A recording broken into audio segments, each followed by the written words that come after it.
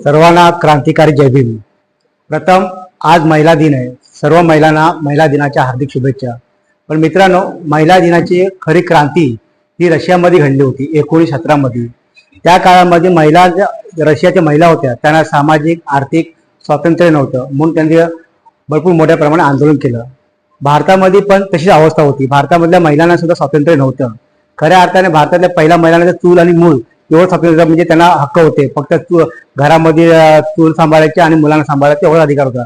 पण आज बघा, आपल्या भारतामध्ये तसे राहिलं नाहीये।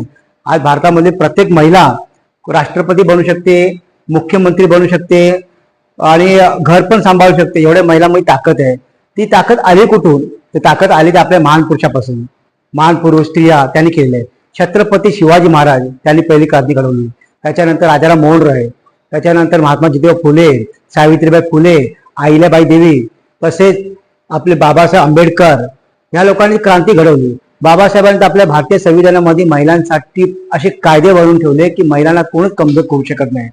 आज त्यांच्यामुळेच, म्हणजे जेवढे महान पुरुष झाले त्यांच्यामुळे महिला सक्षम आहेत। आज महिला पुरुषांप्रमाणे कामाला जात आहेत, मोठमोठ्या पदावर आहेत, मोठमोठ्या हुद्द्यावर कामाला आहेत आणि स्वातंत्र्यपणे फिरतायत, निर्भीड आहेत।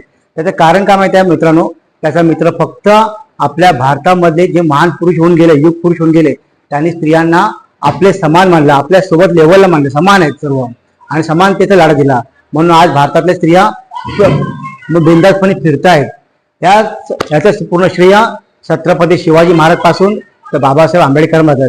आता पण असे काही स्त्रिया आहेत, त्या पण अशा क्रांती घडवत आहेत, पुरुष पण आहेत, असे क्रांती घडवत आहेत। त्या सर्वांना माझा कोटी कोटी प्रणाम, कोटी जय भीम। अशा स्त्रियांना, अशा पुरुषांना मी परत तिरवार अभिवादन करतो। आणि माझ्या व्हिडिओला तुम्हाला आवडला तर लाईक करा, शेअर करा, सबस्क्राईब करा। जय भीम।